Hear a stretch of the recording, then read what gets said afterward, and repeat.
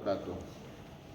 अल्हम्दुलिल्लाहि रब्बिल आलमीन वल-आक़िबतु लिल-मुत्तक़ीन वस्सलातु वस्सलामु अला रसूलिल करीम।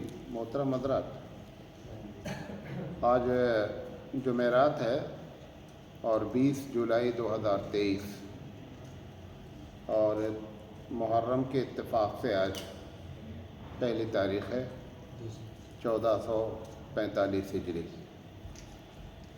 बहुत सारे सवालात मुहर्रम के ऊपर आए हुए हैं और उन सब का जवाब देंगे। मुहर्रम के बारे में एक बात बुनियादी तौर पे बता दें कि पूरी दुनिया में, गौर से सुनिएगा, पूरी दुनिया में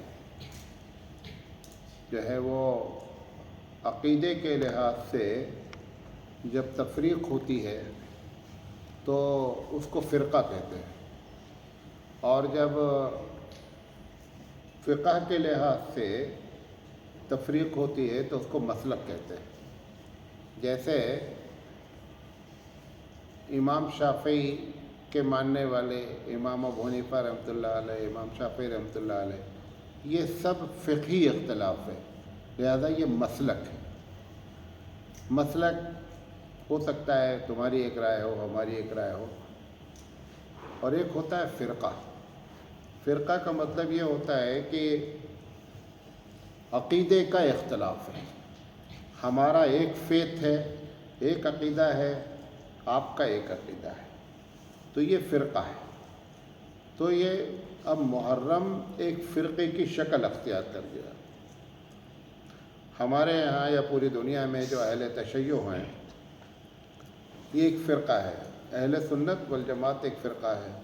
अहले सुन्नत वल जमात में हनफी, शाफ़ी, मालिकी, हम्बली, अहले हदीस, ये सब लोग शामिल हैं, और इन सब को मिला करके देवबंदी, बरेलवी, सब मिल करके क्या बोलते हैं? अहले सुन्नत वल जमात। तो अभी जितने सवालात आए हुए हैं उन सब का एक जवाब देना चाहता हूँ, क्योंकि मुहर्रम हर इलाके में अलग अलग तरीक़े से लोग क्या करते हैं, मनाते हैं। तो मैं अगर किसी बात को छोड़ दूँ कि ये चीज़ नाजायज़ नहीं है, क्योंकि मुझे मालूम ही नहीं आपके मोहल्ले में क्या होता है, आपके इलाके में क्या होता है, तो आप ये समझेंगे सुनने वाले कि ये चीज़ क्या है, जायज़ है। ऐसा नहीं है। मैं एक मुतलक जवाब दे रहा हूँ कि मुहर्रम के बारे में जितनी बातें आप जानते हैं सब झूठ है। चाहे ताज़िया अहले सुन्नत वल जमात के नज़दीक उनका मसलक है, उनका फ़िरक़ा है, मसलक है, उनका फ़िरक़ा है, वो जो चाहें करें, हमें उससे कोई बहस नहीं। लेकिन अहले सुन्नत वल जमात जो कुछ भी कर रहे हैं मुहर्रम के नाम पर, टोटल झूठ है। अच्छा, ऐसा नहीं है कि कोई ज़ईफ़ हदीस से साबित है, ऐसा नहीं है, कुछ है ही नहीं। सिरे से किसी का कोई भी अता पता ही नहीं है। उसकी वजह अब दलील दे रहा हूँ। दीन मुकम्मल हुआ जिस दिन अरफा के मैदान में यह आयत नाज़िल हुई कि अल-यौम अकमलतु लकुम दीनकुम व अतममतु अलैकुम निअमती व रज़ीतु लकुमुल इस्लाम दीना। अल्लाह कह रहा है मैंने तुम्हारा दिन मुकम्मल कर दिया।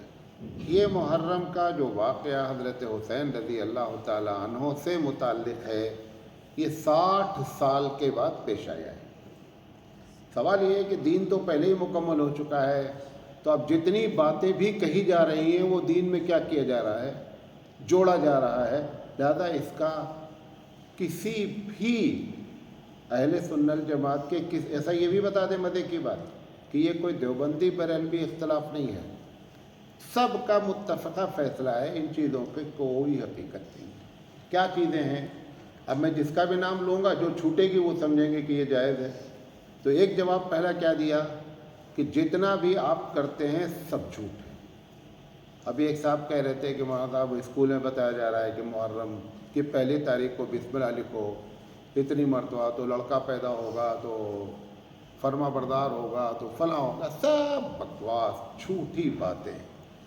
अच्छा, अब जो कुछ भी आप करते हैं 1 से 10 मुहर्रम तक, कोई शरबत पिला रहा है, कोई रोज़ा रख रहा है, हज़रत हुसैन रज़ी अल्लाह ताला अन्हो के नाम पे जो रोज़ा रख रहा है वो भी झूठ है। लिहाजा جتنی باتیں ہیں سب کے سب غلط ہیں. ایک ہی بات سنت سے ثابت ہے. وہ کیا ہے؟ 9 اور 10 کا روزہ رکھنا، اور اس کا تعلق حضرت حسین رضی اللہ تعالیٰ عنہ کی شہادت سے کچھ بھی نہیں ہے، کیونکہ 60 سال بعد یہ واقعہ پیش آیا ہے. اور محرم کا 10 تاریخ کا روزہ اللہ کے رسول صلی اللہ علیہ وسلم تو نبوت سے پہلے بھی لوگ رکھتے تھے، نبوت کے بعد بھی رکھتے تھے، مدینہ آنے کے بعد رکھتے تھے. تو اس کا حضرت حسین رضی اللہ تعالیٰ عنہ کی شہادت سے کچھ بھی لینا دینا. اگر کوئی یہ سمجھ کر رکھ رہا ہے روزہ 9 تاریخ کا یا 10 تاریخ کا یا 10 تاریخ کا اور 11 تاریخ کا کہ حضرت حسین رضی اللہ تعالیٰ عنہ کی شہادت اس دن ہوئی ہے، تو یہ بدعت کا گناہ ملے گا، روزے کا ثواب کا تو کوئی پرشن ہی نہیں اٹھتا. بات میری سمجھے؟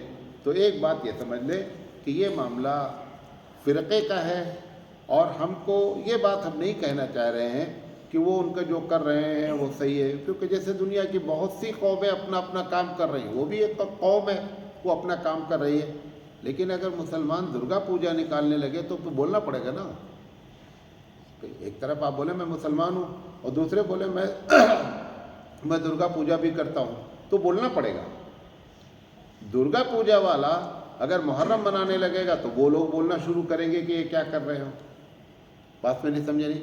لہذا سب سے پہلی بات یہ جان لیں کہ محرم کوئی چیز ہی نہیں ہے. حتیٰ کہ آپ کو بتائیں نیا سال جو ہے یہ بھی نبی کے زمانے میں نہیں شروع ہوا تھا. یہ جو مہینہ کا پہلا دن ہے، یہ جو سال شروع ہوا ہے، یہ بھی نبی کے زمانے میں نہیں شروع ہوا تھا. یہ بھی حضرت عمر رضی اللہ تعالیٰ عنہ کے زمانے میں سال کا آغاز ہوا ہے. کوئی بھی سال نبی کریم صلی اللہ علیہ وسلم کے زمانے میں متعارف ہی نہیں تھا. لوگ سال کیسے بتاتے تھے؟ عام الفیل، یعنی وہ جو ہاتھی والا واقعہ ہے اس کے 5 سال کے بعد ایسے بات کرتے تھے.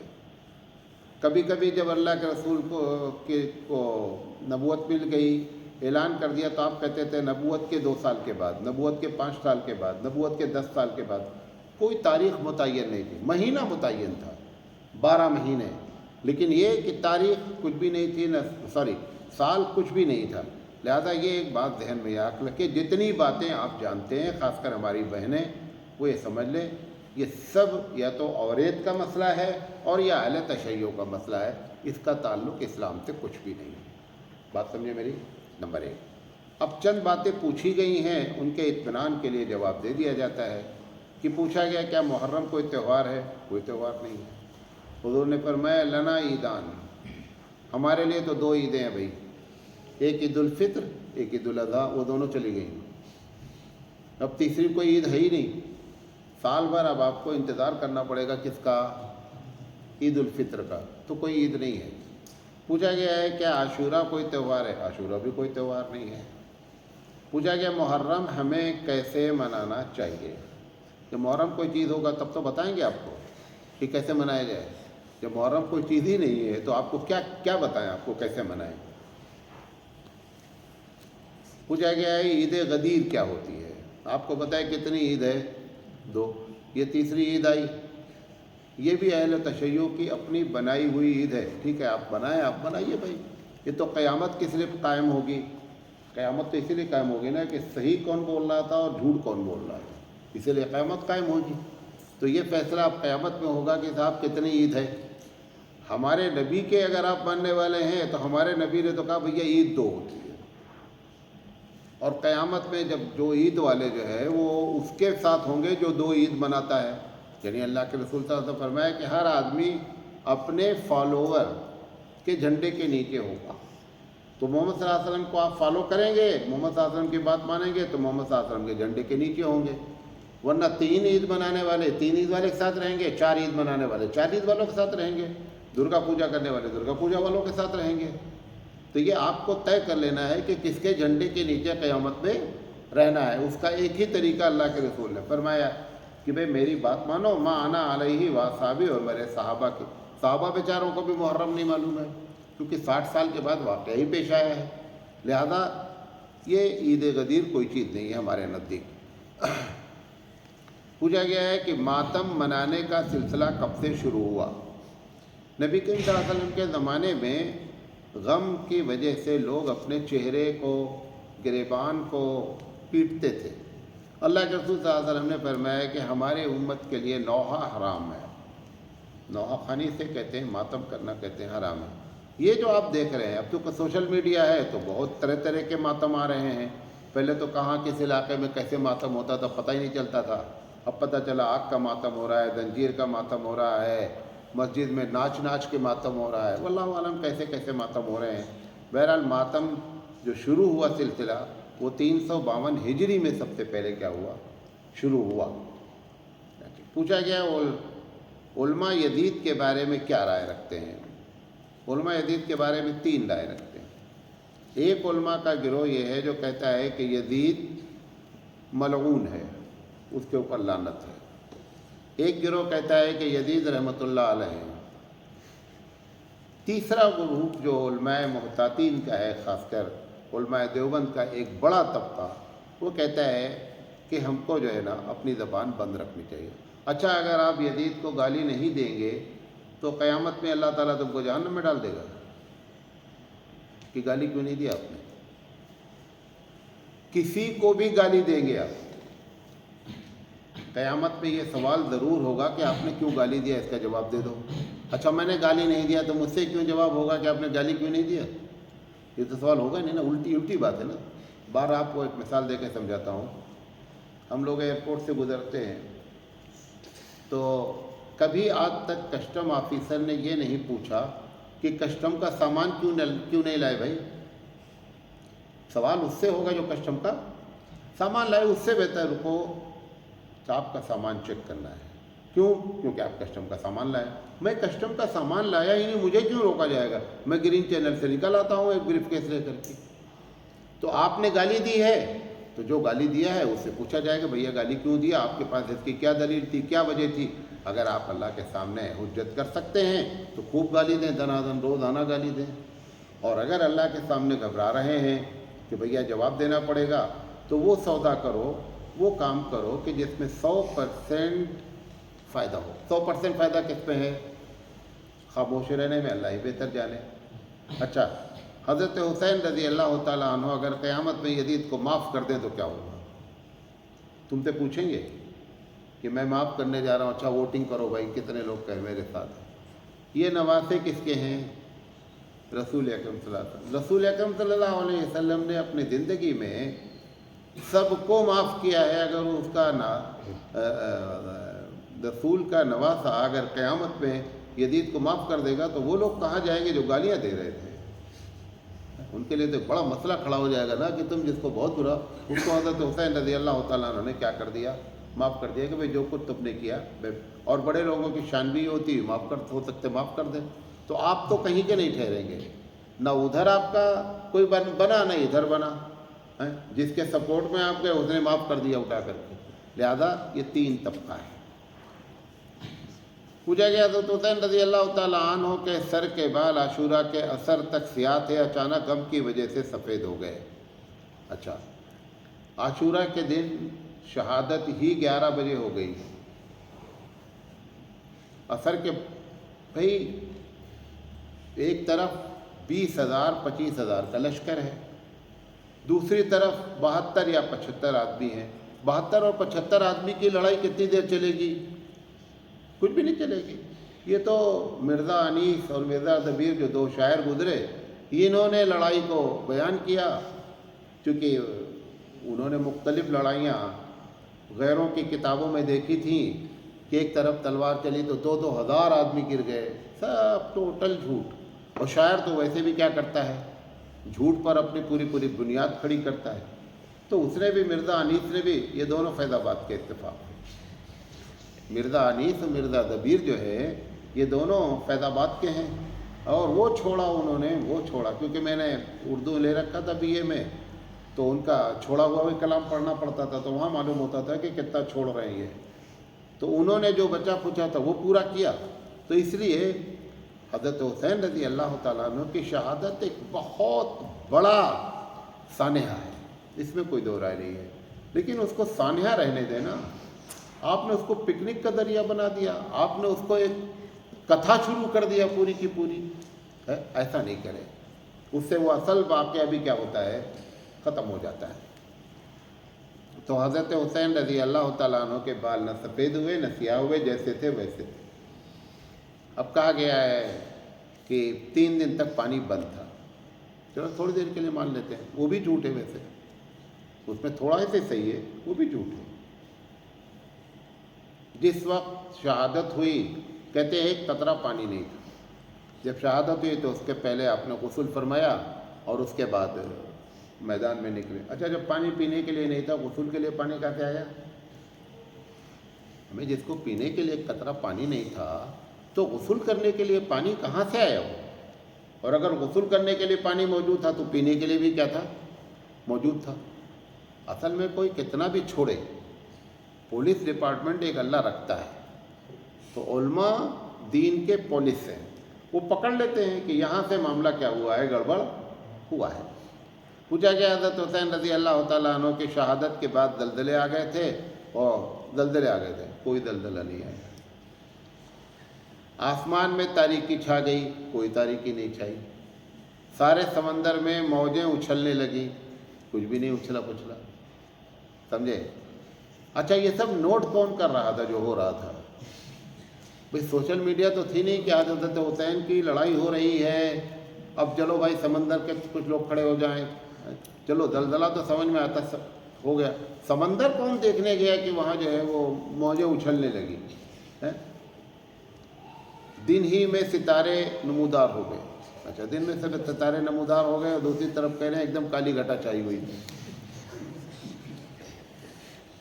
अच्छा, शहादत के बाद आसमान के किनारे से सुर्ख गुबार उठा और पूरी दुनिया में साया छा गया। तो अभी ऊपर बता रहे हैं कि दिन में सितारे नज़र आ गए, फिर धूप, मतलब धूप भी ख़त्म हो गई, और फिर क्या कहते हैं, अभी आगे आ रहा है कि चांद का सूरज ग्रहण भी लगा हुआ था। देखो कैसी तादाद बन रहा है।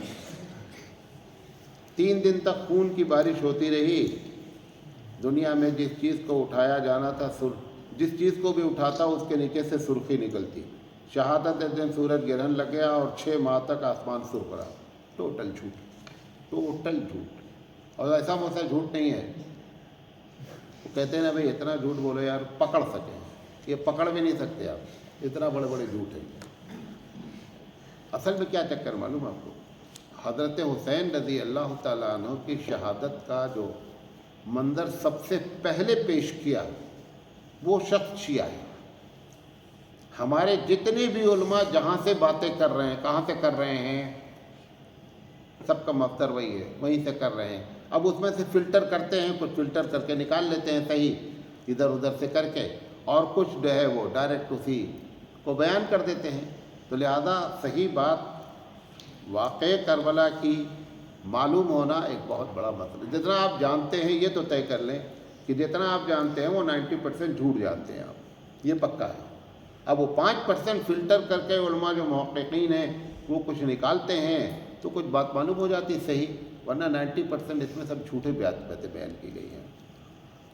पूछा गया है कि मुहर्रम में काला कपड़ा पहनना सुन्नत से साबित है। तो सुन्नत कैसे होगी? 60 साल के बाद तो वाक़या आया है ये बात। और वैसे भी आपको बताएं कि जब आजकल के दिन में जब मुहर्रम शुरू हो गया तो जो लोग काला कपड़ा पहनते भी उनको भी चाहिए नहीं पहनना चाहिए।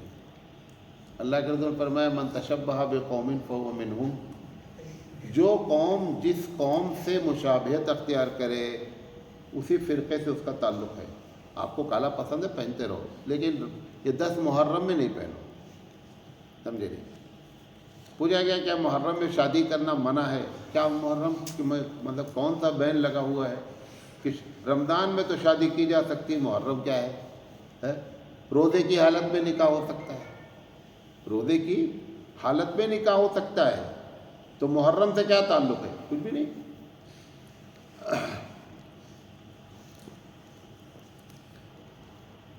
यहाँ तक मुहर्रम के बारे में। अच्छा लगा आपको? नहीं अच्छा लगेगा, ये लोग सुनेंगे ना, क्योंकि मुहर्रम भारत में ज़िंदा है किसके दम से? हमारे दम से। हम अहले सुन्नत वल जमात के दम से ज़िंदा है। ख़त्म क्यों नहीं हो रहा है? जैसे हम बोल रहे हैं ना ایسے ہی اگر ہمارے بریلوی علماء کو بولنا شروع کر دیں تو کیا ہو جائے؟ تو صحیح بات آ جائے. ایک فرقہ اپنا مناتا ہے، منائے، لیکن وہ بولنے کے لیے تیار نہیں ہے. اور بولا کیوں نہیں جاتا ہے؟ بولا نہیں جاتا ہے. یہ 10 دن پروگرام چلتے ہیں. اب اگر بولنا شروع کر دیں گے، آپ ہم کو بلائیں گے؟ میں خود جا رہا ہوں ابھی پروگرام کرنے 8 محرم کو. کہاں؟ سلطان پور جا رہا ہوں، 2000 کلومیٹر. اچھا، اب اگر ایسے پروگرام سب بند کر دیے جائیں تو مولانا کھائیں گے کیا؟ ویسے تم نے پہلے سے تنخواہ کم کر رکھی ہے. تو یہ سب سیزن ہے بھائی، اس سیزن کی وجہ سے اس کے خلاف بولا نہیں جاتا. پوچھا گیا ہے اگر احرام کے وقت اس طریقے کی شرط لگا دے کہ میں حج یا عمرے کا احرام باندھ رہا ہوں لیکن کوئی شرعی عذر پیش آ گیا تو میں اپنا احرام سمجھوں گا کہ کھل گیا، تو کیا ایسا کرنے سے احرام کھل جائے گا؟ احرام ختم کیا جا سکتا ہے اور اس پر کوئی کفارہ وغیرہ بھی واجب نہیں ہوگا اگر احرام کی نیت جب کی گئی اسی وقت یہ شرط رکھ دی گئی. پوچھا گیا محرم کے مہینے میں شربت بنانا، سبیل لگانا اور اس کو تقسیم کرنا. بتا دیا آپ کو، ٹوٹل سب جھوٹ ہے. اب ایک ایک کر کے پوچھ رہے ہو. اچھا، شربت وجہ معلوم کیا ہے؟ وجہ یہ ہے کہ حضرت حسین رضی اللہ تعالیٰ عنہ بھوکے پیاسے تھے. اچھا، جب بھوکے پیاسے کو یاد کرنے کے لیے بھوکے پیاسے رہنا چاہیے کہ شربت بنانا چاہیے؟ تھوڑا سا عقل کا کام لو. ارے زیادہ شوق ہے تو وہ ایک دن بھوکے رہے، 2-4 گھنٹہ، تم پورے مہینہ بھوکے رہو تو دیکھیں مرد ہو، تب پتہ چلے کتنے پانی میں ہو.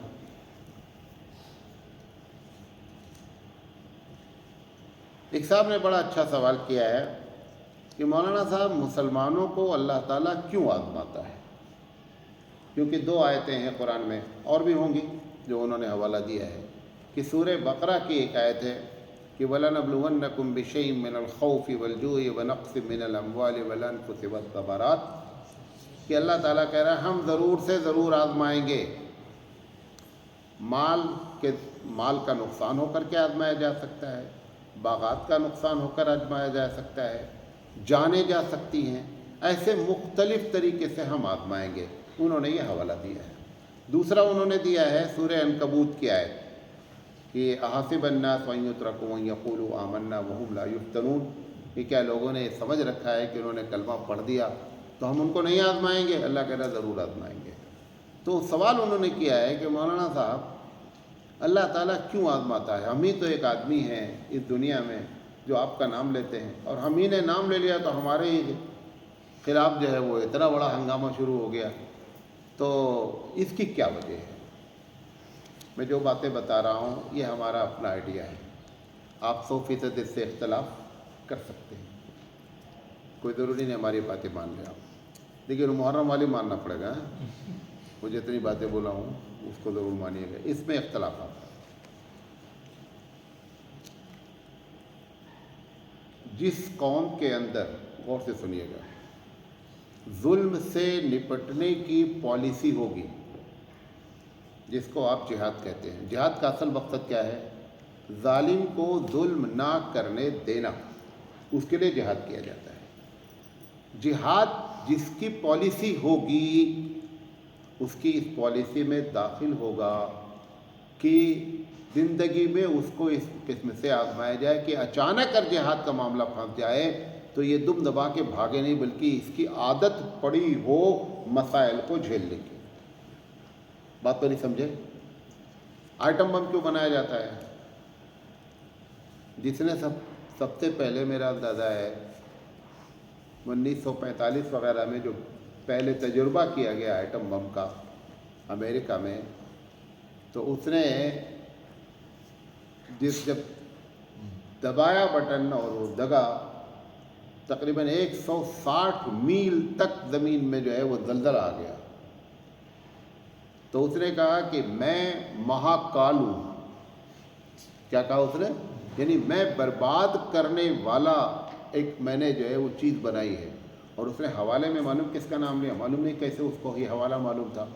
اس نے حوالے میں نام لیا شری کرشن جی کا. کرشن جی نے بھی گیتا میں جو ان کا شلوک نقل ہے، نمبر کے ساتھ نقل ہے، کہ انہوں نے بھی کہا کہ اگر جنگ جو کرنے جا رہے تھے، کورو اور پانڈو کی جنگ ہوئی تھی، اور ارجن کی طرف جو ہے وہ کرشن جی تھے، تو انہوں نے کہا کہ میں جب اٹھوں گا نا تو یہ مہاکال ہوگا. کیوں؟ ظالم کے خلاف اٹھنا ہی پڑتا ہے. تو جب ظالم کے خلاف اٹھیں گے، اگر پہلے سے آپ کی تربیت نہیں ہوگی کہ آپ اپنی جان کو، جان جانے والا ہو، جان چلی جائے تو آپ برداشت کریں، مال چلا جائے تو برداشت کریں. اللہ کہہ رہا ہے وَلَنَبْلُوَنَّكُمْ بِشَيْءٍ مِّنَ الْخَوْفِ، خوف طاری ہوگا، وَالْجُوعِ، بھوک کا معاملہ ہو جائے گا. تو اللہ تعالیٰ کی آزمائش سے ایک بات یہ سمجھ میں آتی ہے کہ اگر ظالم سے نپٹنے کے لیے جس قوم کی پالیسی ہوگی اس کو اس دنیا میں ضرور آزمایا جائے گا، تاکہ اچانک تمہارے اوپر کوئی مصیبت آ جائے تو آپ گھبرائیں نہیں، بلکہ آپ کی عادت ہو پرابلمز کو جھیلنے کی. بات پہ نہیں سمجھے؟ یہ پہلی وجہ ہے.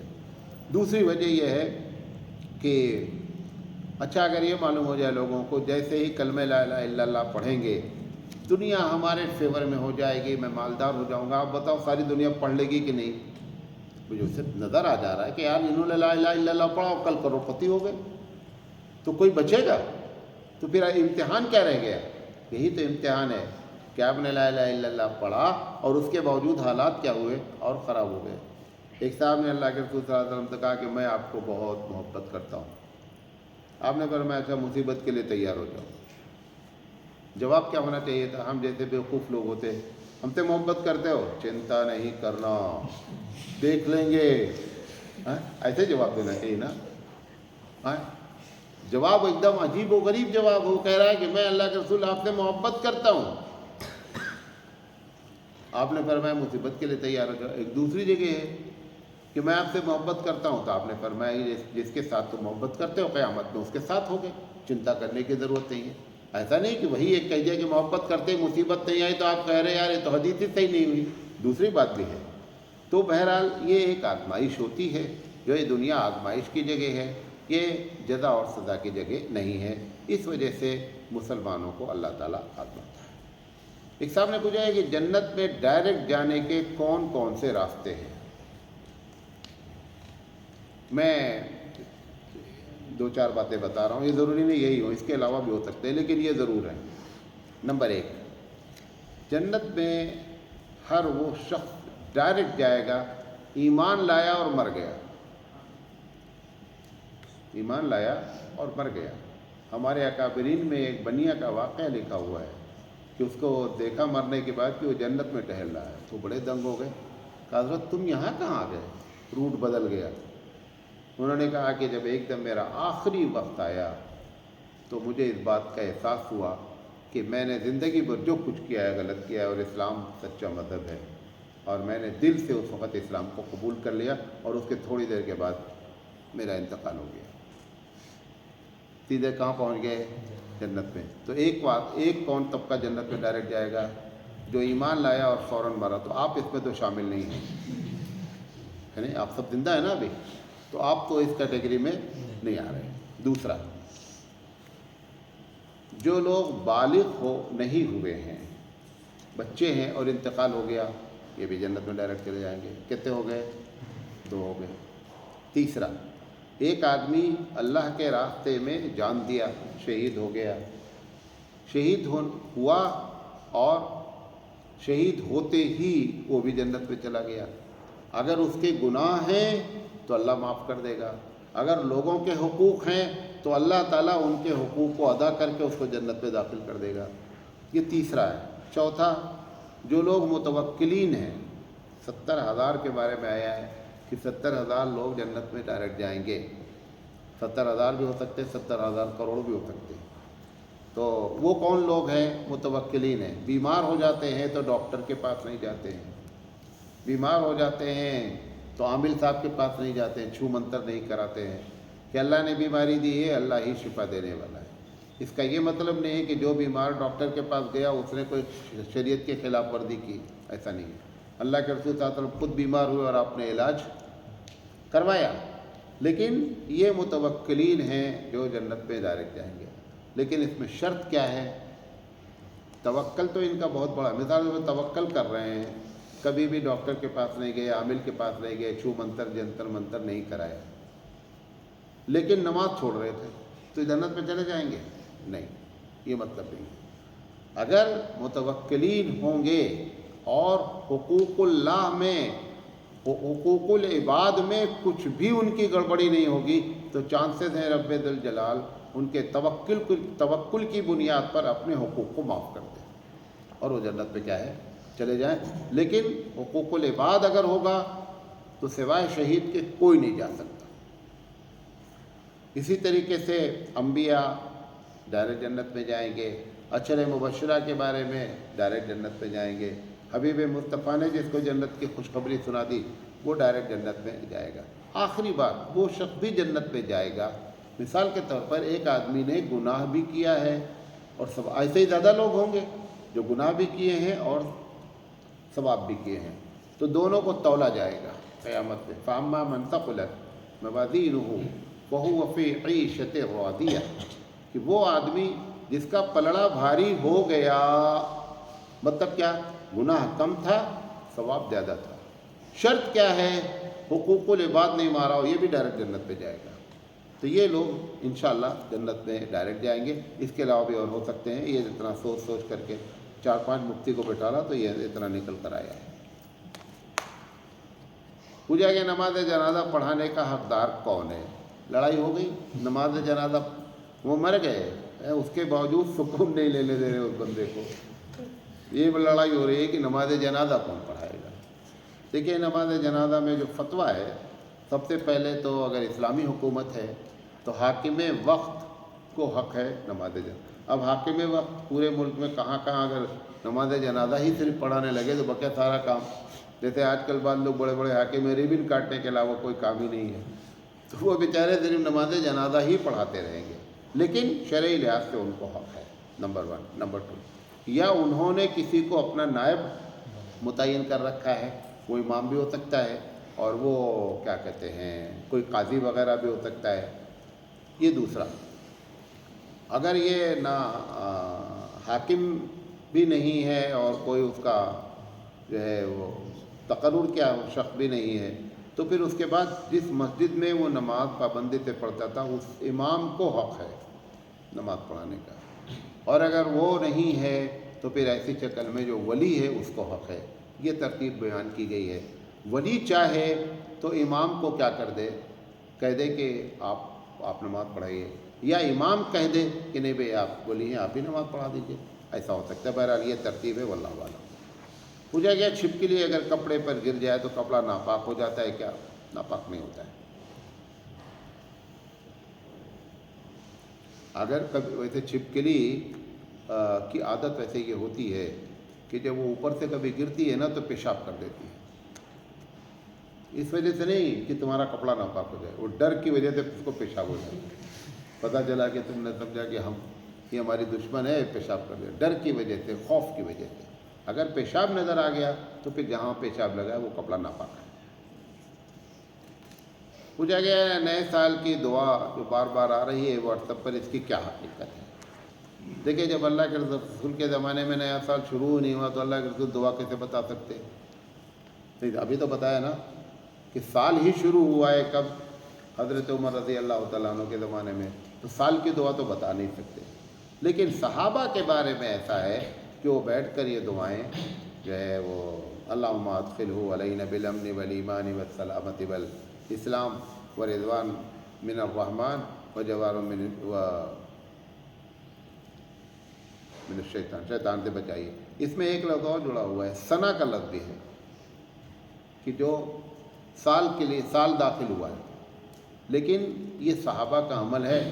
یہ کہہ دینا کہ یہ دعا پڑھنا بدعت ہے، یہ صحیح نہیں ہے، اور یہ حدیث کو کہہ دینا موضوع ہے، یہ بھی صحیح نہیں ہے، کیونکہ اس میں جو حدیث موجم طبرانی نے نقل کی ہے اس میں تو بات سند سے وہ حدیث ضعیف ہے، لیکن جو امام بغوی رحمۃ اللہ علیہ نے نقل کیا ہے وہ حدیث کیا ہے؟ صحیح ہے۔ لہذا اگر کوئی کسی کو مبارکباد دینا چاہے یا پڑھنا چاہے تو پڑھ سکتا ہے۔ پوچھا گیا ہے کہ اگر سنت مؤکدہ قصر کی حالت میں پڑھی جائے تو اس کی بھی قصر کی جائے گی کہ نہیں؟ فرض نماز کی قصر ہوتی، سنت کی قصر نہیں ہوتی ہے۔ کیوں نہیں ہوتی ہے؟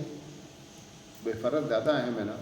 اس کا جب سنت آپ پڑھ رہے ہیں قصر سفر کی حالت میں، اس کا مطلب آپ بہت آپ کے پاس ٹائم ہے اور کسی قسم کا خوف نہیں ہے، تو پھر پڑھنا ہے تو پوری پڑھو، زیادہ پوری پڑھی جائے گی۔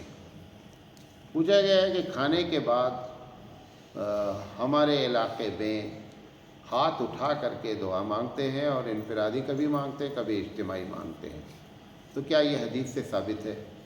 یہ زیادہ تر ہمارے پڑوسی ملک پاکستان میں ہوتا ہے، ہندوستان والے بھی بعض لوگ کرتے ہیں، ان کی دیکھا دیکھی ہم بھی کرتے ہیں، تو یہ حدیث سے تو ثابت نہیں ہے۔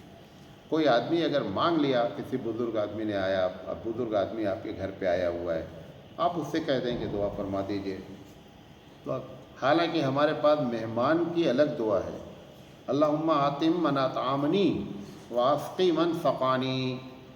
جب آپ کسی کے یہاں مہمان بن کے جائیں تو یہ دعا پڑھنا چاہیے، اے اللہ اس کو کھلائیے جس نے ہم کو کھلایا ہے، اے اللہ اس کو پلائیے جس نے ہم کو پلایا ہے، تو یہ اس کے لیے دعا ہو گئی۔ لیکن یہ اگر ہاتھ اٹھا کر کے، بلکہ باقاعدہ دسترخوان لگا رہتا ہے، ابھی پلیٹیں نہیں اٹھی رہتی ہیں، کھانا پڑا رہتا ہے، وہ جو دعا ہے وہ سنت سے ثابت نہیں ہے۔ ایک صاحب نے سوال کیا ہے طالب علم نے کہ بغیر سمجھے ہوئے دعا مانگنا کیسا ہے؟ میں اس کو بہت تلاش کیا کہ اس کا فتویٰ ملے، فتویٰ تو ملا نہیں، جو میری سمجھ میں آ رہا ہے وہ بتا رہا ہوں۔ فتویٰ کیا ہے؟ بغیر سمجھے کیا مطلب؟ آپ ایک دعا عربی میں مانگ رہے ہیں اور آپ کو پتہ ہی نہیں ہے کہ اس دعا کا مطلب کیا ہے، کیا مانگ رہے ہیں، تو منطقی لحاظ سے اگر دیکھا جائے کہ جس آدمی کو پتہ ہی نہ ہو میں کیا مانگ رہا ہوں، تو ایسی دعا اس کے لیے کس کام کی ہے؟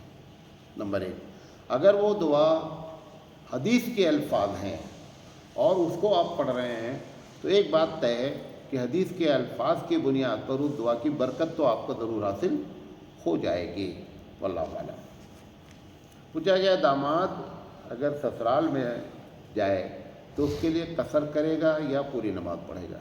اس کو سمجھ لیں، اگر بیوی میکے میں ہی رہ رہی ہے، سسرال نہیں رہتی، میکے میں ہی اپنا گھر بنا لیا ہے، میکے میں ہی رہتی ہے، جس کو گھر جمائی داماد کہتے ہیں نا، گھر جمائی داماد نہیں، داماد مانے جمائی ہوتا ہے، تو اگر ایسا معاملہ ہے اور داماد وہاں گیا تو اب چونکہ بیوی نے گھر بنا ہی لیا ہے تو پوری نماز پڑھے گا، اور اگر وہ ایسا نہیں ہے بلکہ اس کی سسرال ہے لڑکی کی، لڑکے کے گھر میں رہتی ہے، کبھی کبھی جاتی ہے میکے جیسے جاتی ہیں لڑکیاں، تو پھر ایسی شکل میں جب داماد گھر جائے گا، سسرال جائے گا اپنی، تو کیا کرے گا؟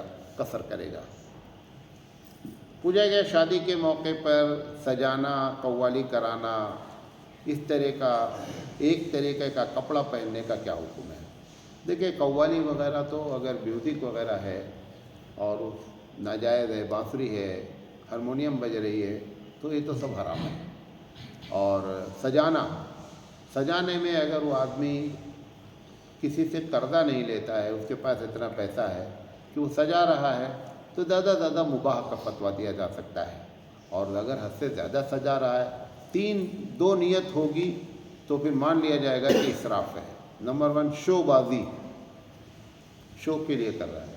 نمبر 2 نہیں، وہ فلاں آدمی نے سجایا تھا نا، اس سے اچھا سجائیں گے، اگر یہ نیت کر لے گا تو پھر اسراف کی کیٹیگری میں داخل ہو جائے گا۔ پوچھا گیا حالات حاضرہ میں مدارس عربیہ کا نظام و نصاب کیا ہونا چاہیے؟ پچھلی مرتبہ اس پر پوری گفتگو کی ہے، یہ باتیں آپ کے سامنے رکھنا چاہتے تھے۔ وآخر دعوانا ان الحمدللہ۔